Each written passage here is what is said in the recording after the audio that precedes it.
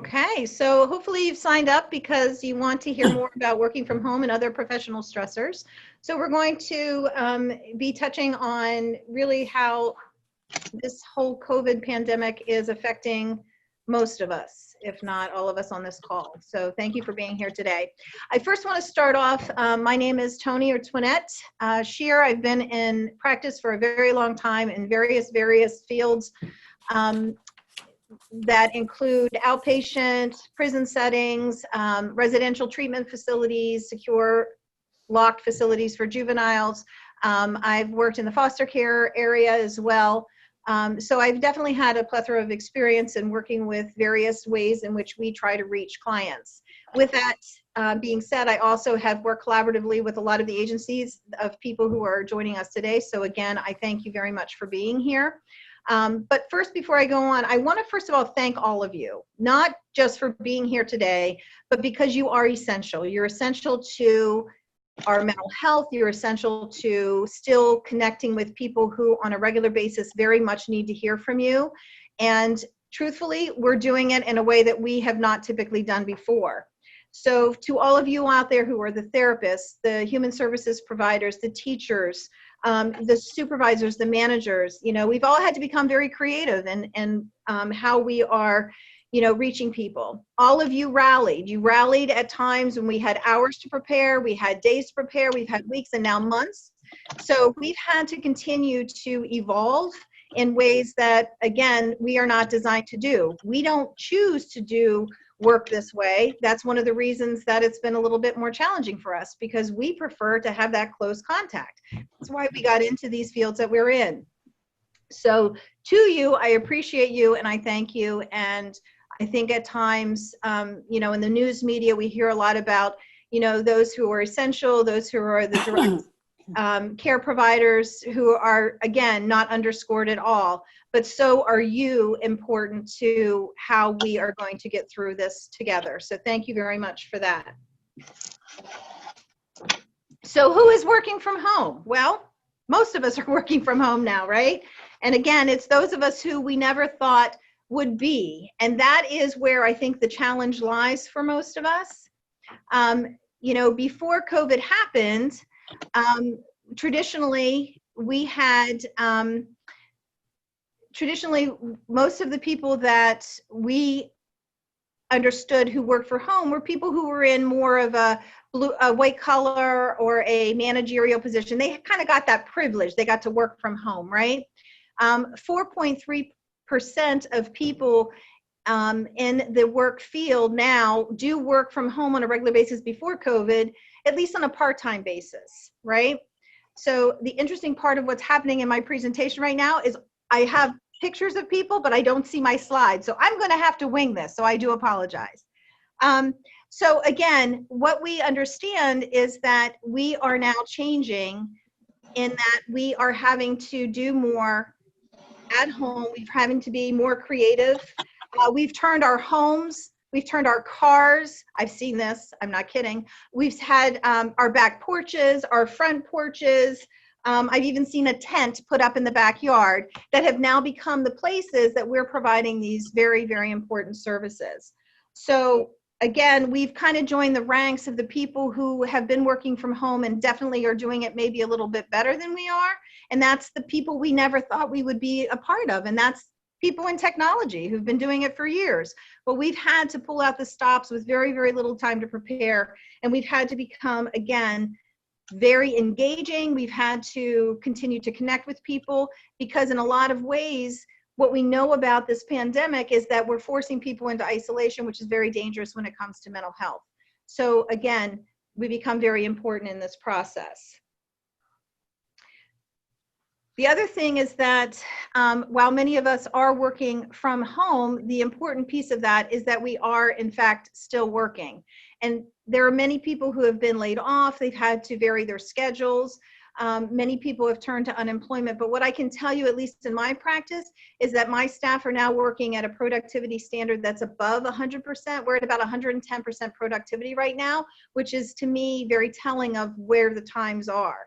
Well, to be operating at a productivity of 110%, also means that that's a toll on the staff. That means that they are having to take care of themselves in ways that they've never had to do that before as well, because this is very draining and it is very limiting.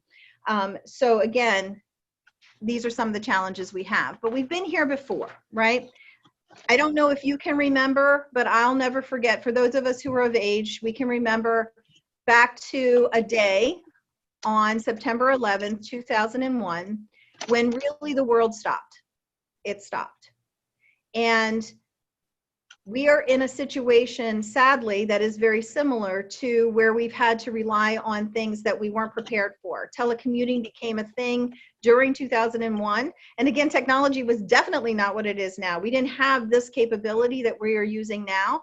So we were even more limited, but we got through it. And what we thought anyway was going to be time that was paralleled, in that it was very different. It would never go back. This would be our new normal. We heard things like this back in that day. And the reality is that things did change, right? We did go back to feeling good again. We did feel connected again. We felt safe again. And those are the things that will happen, but it will just take time. As a side note, one of the things that I think is really interesting is that those young people that were born in 2001 and 2002, soon after the 9/11 tragedy, are now graduating from high school. So this same group of people who were born in a crisis are now graduating high school during another crisis. I find that to be incredibly amazing. I don't know what it is about these young people and what they're destined to do, but I think it's going to be pretty wonderful thing. So don't forget to really acknowledge those people who are graduating, whether it be through high school, whether it be through college. You know, this is a really challenging time for them too, where they are not able to celebrate these just important milestones that they have definitely worked hard to achieve. But we will get back to what was, but like I said, it will just take time. So the sad part is that no matter what we look at, we have in fact lost something, right? Those of us in human services, those of us who are teachers, those of us who are in these capacities, we really have lost a valuable connection to those who we serve. And that is one of the reasons we have chosen to be in the field we are. I mean, we came into this field because we want to help, we want to make a difference, we want to connect with people. And sadly, we've lost that connection, the face-to-face connection. And we're having to rely on things that I don't know about you guys, but you know, having been a parent myself, the one thing that I don't want my kids to be doing is engaging in a lot of this technology, which now I'm relying on and hoping that I can somehow, where I've, you know, told myself years and years and years, I don't want to know all about this technology. I'm now having to say, shoot, step it up, you got to figure it out. And there might be some advantages to some of this technology that I so was resistant to. So again, this has become very, very more challenging for us. And we are having to work harder to connect with others. So again, I don't know the age group that many of you are working with or many of you are connecting with, but we are having to become not just, you know, providers that are out there trying to connect, but in some ways, I think we're all becoming really good drama therapists. We're having to act, we're having to perform, we're having to hold people's attention. You know, that's not easy to do. When I'm face to face with something, I can give them something to do, right? Well, we've had to be a little bit more creative in how we're trying to connect with people and join with people. So one of the things that our people here have done is they've put together care packages for clients. And we've given them options where we've sent materials for activities that we're going to do with them, or we've left them here in we have like a walk-through space where people don't have to come into the facility, and we've allowed them to come and pick up the items that they may have wanted to be able to use in therapy. So again, we've had to be more creative in how we're trying to reach, you know, and connect with those who are very important to what we do. So the downside of this is that, you know, while we think about the fact that we're working very hard to try to connect, there are some downsides. And one of the things, we were doing really well as a program, I think probably for the first month. Then after the first month, it started to feel very different. My therapist started to get very tired, right? They started to not have as much energy as they had before. They were starting to feel the confines of really not being able to get out and to do the things that they used to do. They were good for about 30 days. After 30 days, it started to wear on them. So mood started to change. You know, what seemed to be fun before about being at home wasn't as fun anymore, right? So many of us maybe have joked from time to time about, wouldn't it be nice to be able to work from home? Well, be careful what you ask for sometimes, right? So productivity is something I think that's really, really important.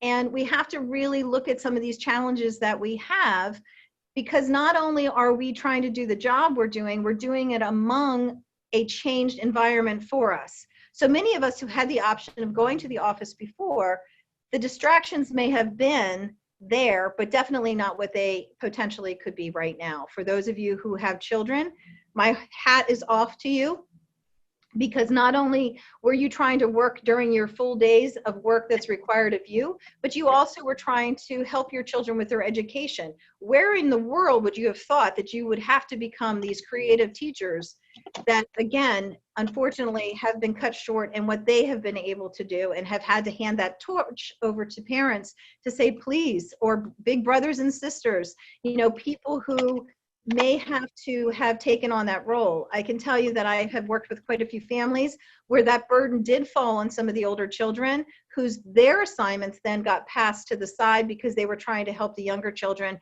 because there was a deviation in what the parents could really pull off for the children. So again, these dynamics changed greatly. Many of us as professionals are faced with those same challenges. Our privacy is different, right? So again, I can tell you that one of the benefits that I have in owning this center is that I'm able to come to work more often than I have to stay home. And that's a benefit to me, because if we were at my house right now, you'd be hearing very, very loud, yippy Pomeranians. They don't know how to be quiet. So we have distractions. Privacy is not what privacy may have been at one time. So we have to kind of fight for that, right? And create maybe systems that we tell our families and we instruct our children, like, this is mommy's work area, or this is daddy's work area, and this is an area where I need to not have you come into. Like many people, we probably have turned to more TV than we have in the past. And I know that a lot of the TV, the live stations have changed. Kelly and what's his name, Ryan, right? They are going from home. Jimmy Fallon, many people who, you know, Jimmy Kimmel, these are people who, again, we watch at night. They've added their children to the process. Well, we don't get that luxury. We don't get that privilege sometimes, because, again, we have to not only uphold confidentiality, but we have to also sometimes, based on what we do, keep our lives more private. And it's really hard to do that, right? We're inviting people into our homes who we serve on a regular basis. Trust me, they're looking at the background. They're looking at how you live. They're listening for, how does it sound in your home? Those are things that feel very different than what they may have thought they would feel by allowing people in.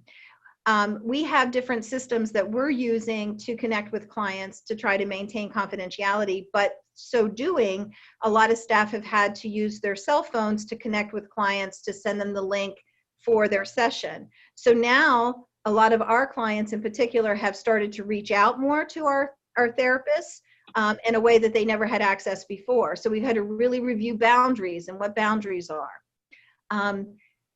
In our space, the other thing that comes with that is now we don't have that separation between work and home, right? We have all of it under one roof. And truly, you know, before this pandemic, I mean, I am definitely a guilty one, and we'll talk about this in a moment, where I tend to work more than I should. I'm not going to lie there. That is a balance issue that I am going to probably struggle with until I stop working. Not that I could keep doing that. But one of the things that I think has happened is, because there isn't that separation, it's easier to do things that are not as healthy for us. So we have to be really careful about that. A lot of the people that I work with have in fact created that space that is just a workspace. They only go into that space during the times in which it's time to do work. Other than that, they don't go into that space when they're home. And they've had to make that delineation. Now, some of us don't live in very large homes, so to do that means that we're creating, we're taking away from our living space, but it has been helpful for them to do that. Other challenges, our routine may be off, right? I heard some of the jokes at the beginning about showering, not showering, dressing, dressing from the waist up and not the waist down. There are some things that we are able to get away with. Washing our hair, not washing our hair, putting on makeup, doing the things that we normally have done. Routine actually is very important.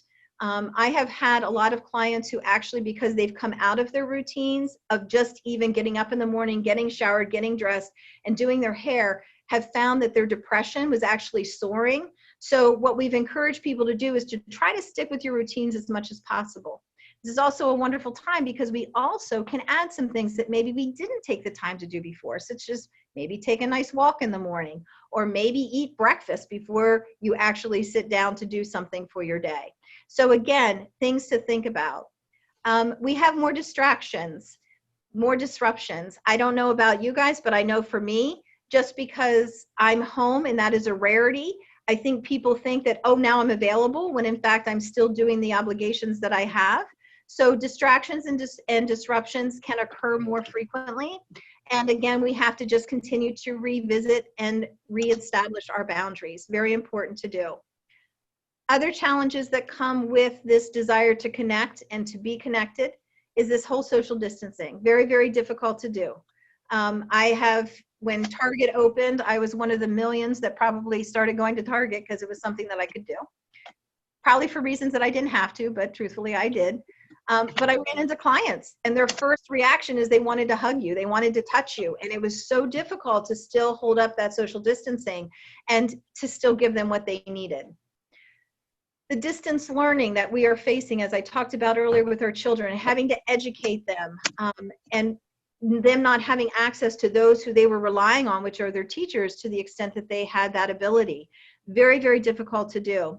College students, I've had a couple people on my caseload who are college students who actually have dropped out of their academics because some of them were nurses in training, and therefore where they were at in their clinicals, they were having to rely on teaching themselves, and they chose not to do that because they were so afraid of what that would mean professionally when they graduated, that they actually stopped their education, which created a whole host, as you can imagine, of feelings around that, and having to pause and wait until next year when it is available for them to do their clinicals. Pardon me. What we also know is that sometimes we work really well being able to share ideas, share supervision, share just collegially, I don't think I said that right, collegially, to be able to really just share. We don't have that ability as we did before. So we actually have to make an effort to do that. Reaching out. We maintained our staff meetings every other week, really for nothing more than connection. So sometimes those things that we think can go by the wayside may need to actually still be in place, just so people feel that they can share, pass on ideas. We have done a lot of passing on resources. My staff have been really great at being able to find different resources based on what we do and be able to share those among us. Some of us have actually invested in some of those extra resources, and we shared each other's passwords and things like that so that people could have access and didn't have to, rack up a huge cost as we were increasing our resource list and things that we had available to us. What we also know is that there can be an increase of depression and anxiety, loneliness, isolation. These are things that come with not being able to connect with people. It is just a primary, one of the reasons we do what we do is we need to do that. We might need to do that more than people who are in a different line of work. But for us to not have that, we're losing something as well. So we have to be responsible for our own mental health as we are helping others. And we have to be aware of that. We can't lose sight of that. And lastly, one of the other challenges that I feel that is very important has to do with the lack of supervision and having to make more effort to try to connect with each other, especially those that we manage. People are feeling as though they're out there by themselves, and truthfully, they're not. And we have to continue to make them feel as though they're very valuable, very important, and essential. There are some other productivity problems and challenges that come with this of what we're doing. And some of those have to do, as I talked about earlier, when there is no separation in space, we can work longer. So, the fact that I don't have to drive home might mean that I spend extra time doing things that are going to take away from other ways that I need to balance my life. So those of us who tend to be workaholics, working from home can actually be a bigger trigger. So we have to be really aware of that. There's been a study out by alcohol.org, and what they're starting to talk about is the increase of people who are actually using substances while they're working, whether it be drinking or other substances that may help them to get through and feel less stress. So we've seen a 36% increase in men who are drinking during the day and 26% of women who are. So this is a very big concern. We have a lot of people who are in recovery who work in the fields in which we are honored to be a part of. And all of these symptoms combined of isolation, increased stress, worry about financial situations, all of those things just increase the desire to possibly go back to bad behavior. So again, it's something to be aware of. I've had many people who I've worked with, I don't know of any staff yet, but I'm not sure they would tell me if that was the case, who have taken a little snoozy Susie, during the day. Nobody's going to know if I just shut my eyes for a little while. Again, the problem with that is that becoming something that's perpetually more of a problem? We have to be aware of that. We as supervisors, we don't know. I mean, unless you're, I know Highmark does a pretty decent job of monitoring who's on, who's off their computers. I'm not set up to do that, nor do I wish to do that. But I can't necessarily provide that supervision and have to really rely on what my staff are sharing with me based on what I see coming through as far as productivity is concerned. The other piece of this is that clients, those we serve, are sometimes less interested in being a part of what we're doing for the same reasons that I've pointed all those other things out, right? So there are times when, I want to take, last week I think it was is that the week we had all the rain, or week before that? I can't tell you how many clients decided they wanted to sleep in instead of have their session because that's what they felt they need. So again, it is a little harder to keep people engaged for the same reasons that we find ourselves coming up short. Again, more of what we are becoming. We can't forget that, again, the responsibilities that are coexisting as we're trying to be productive in what we do, being our children's teachers, being the babysitter or the daycare provider. Now, those have started to open in many of our counties, and thankfully, it gives us, our children, some continuity of normalcy. It also gives us a little bit of break, which can be helpful. Elder care, for those of us who have parents, I'm not fortunate enough to have that, but those of you who are, this is a huge issue where we're trying to keep those who we love very safe. And sometimes that means that we have to do more for them than what we normally would do because of their vulnerabilities. And lastly, as I mentioned, my POMs, doggy daycare, when we're home, they want our attention, right? So they want more fun, play. We're tempted to do those kinds of things and distract us from some of the other things that we need to do. I don't know what many of these beings are going to do when we have to go back to the normalcy, whenever that may be, because there's going to be some loss with that. I mean, I think there's been some real comfort with people also being able to connect more than what they normally were during the day. My grandson, his daycare had shut down, so because we were working at a limited capacity here, he was able to come into work with his mom. That was the first time in his life that he really did not have to go to daycare, and she was with him. And when he started going back, there was some significant withdrawals for him. He was going back to, he's now 3, but he was going back to, the crying and the temper tantrums when she would separate from him. So we can see some declines as children readjust to what we're asking. So I love this quote, and again, I can only see half of it, but the expectation that we can be immersed in suffering and loss and not be touched by an unrealistic expectation, or is as unrealistic an expectation as walking through water and not getting wet. The reality is that when we're doing what we're doing, the risk for compassion fatigue, which is a negative cost of caring, increases. And really what that is that's where we start to develop a lack of empathy and a lack of connection ourselves with those that we serve. It happens. It's not unlikely for these kinds of things to occur. Stress is normal. It's a state of mental or emotional strain or tension. It results from an adverse and very demanding circumstance that we're faced with. That's what we've got, okay? We are all in this together. We are all facing some very, very adverse situations. So stress is very normal. What's important is that stress is also the way that our body deals with these demands. It's also what's going to help us get through it. So stress can be a very positive if we keep life in balance. This is where our fight and flight responses come from, and it's also what's helped us survive for hundreds and hundreds of years.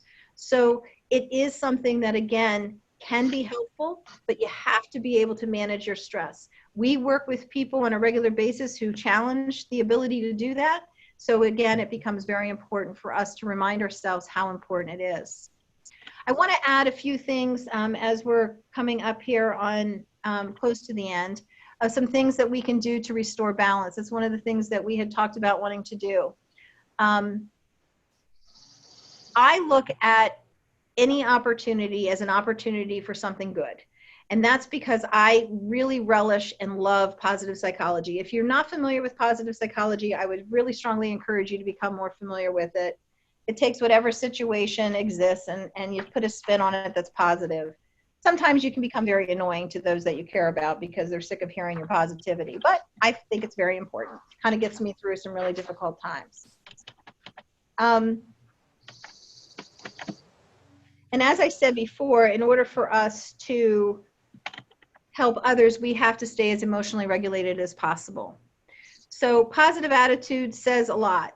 You put positive in, you get positive out. You put negative in, unfortunately, negative comes out. Learning how to be, this is an opportunity to learn how to be assertive, not aggressive, but assertive, right? Unfortunately, I have seen, and I'm sure many of you have seen, that sometimes our frustration, we tend to let it out in places that's probably not the best to do that, such as social media. So again, I would encourage people to be very careful. If you want to reduce stress, take some less time on social media. Don't air your frustrations out there, okay? Not appropriate. Maybe not appropriate, it's not the right word, but definitely not necessarily helpful during these times. How many of you have taken this opportunity to do something such as learn a new skill, such as relaxation through yoga, meditation, Tai Chi, taking walks? Have you taken this opportunity to do something that's going to help you with relaxation and restore you? What we know about stress reduction is that exercise and nutrition are two of the most important things that we can do for ourselves. If we lack in those areas, we are not going to be best prepared to handle the stressors that we're facing.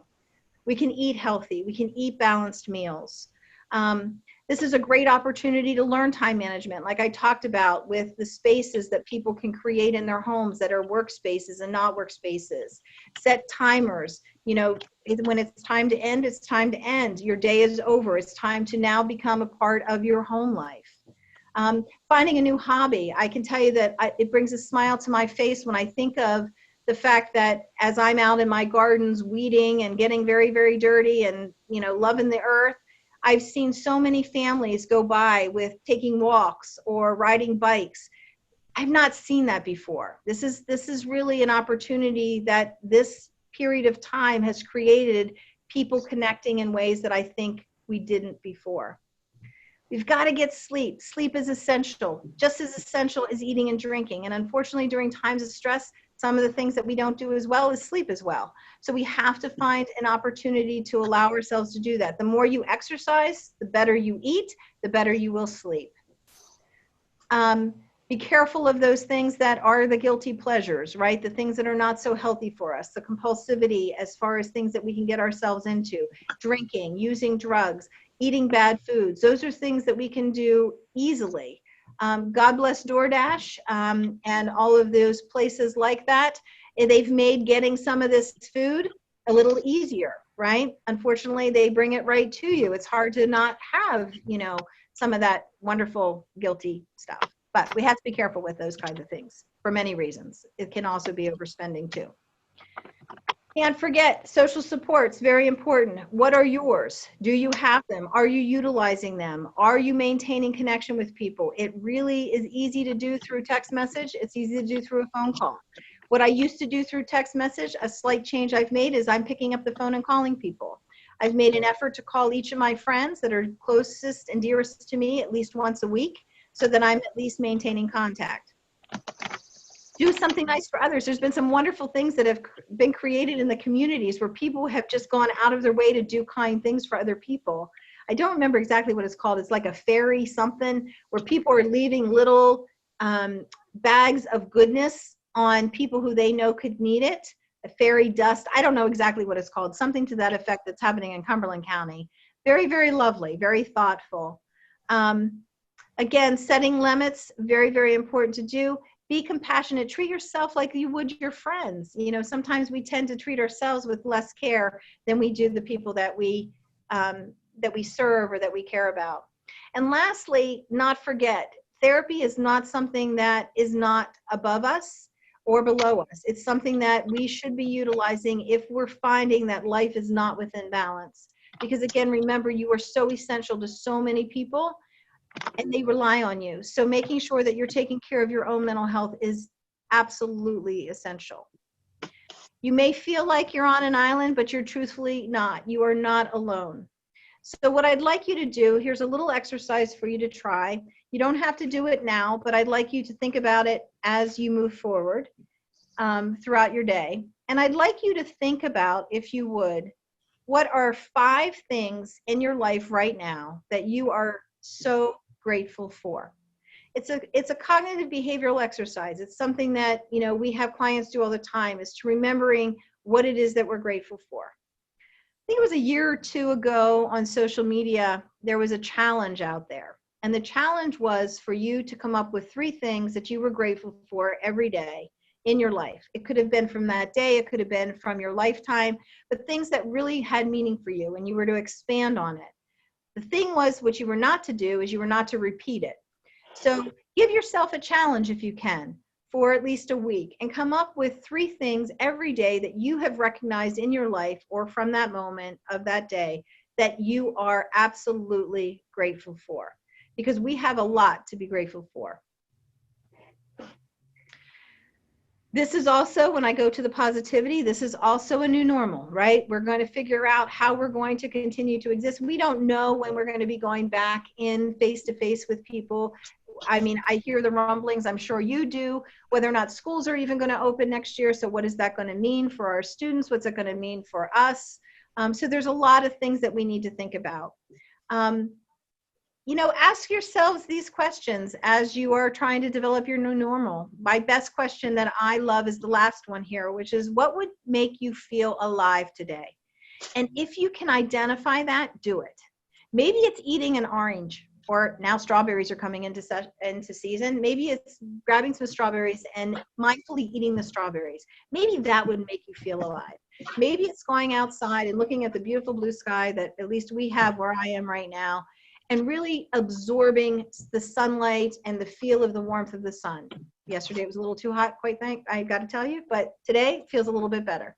But there are things that can just make you feel alive every day. Don't lose sight of those. Don't miss those. Those are incredibly important to us continuing to feel well and be well. Can we live more simplistically? I don't know about you, but I've used this time as an opportunity to really get rid of some things that I don't need, right? I have left things out. I have the ability on my curbside that I can leave things out and say free. They've all gone, which means they're being repurposed. People are able to hopefully use them in a way that's going to mean something to them, but it also gets rid of the things that I truly have held on to that I really don't need to. Some people have taken advantage of these opportunities to find meaning in the world that they had lost sight of. The things that matter to them that they didn't take the time to do before are now their priorities. I don't think this is an accident. I don't know the politics behind it. I am heartbroken for those who unfortunately have suffered the loss of someone they love or have passed on. but I do know that it's been a lesson for me on remembering what's important, what's valuable, and what I'm here to do. What is my purpose? Those are the things that I really, truly have learned and reminded myself of through this incredible epidemic. So as we come up on our conclusion, I'd like you all to do something with me right now, okay? And what I'd like you to do, if you would, is I'd just like you to put your hand on your heart and just hold it there. Shut your eyes if you would.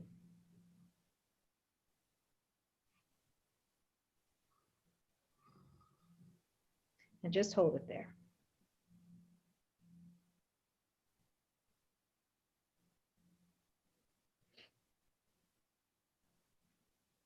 What do you feel?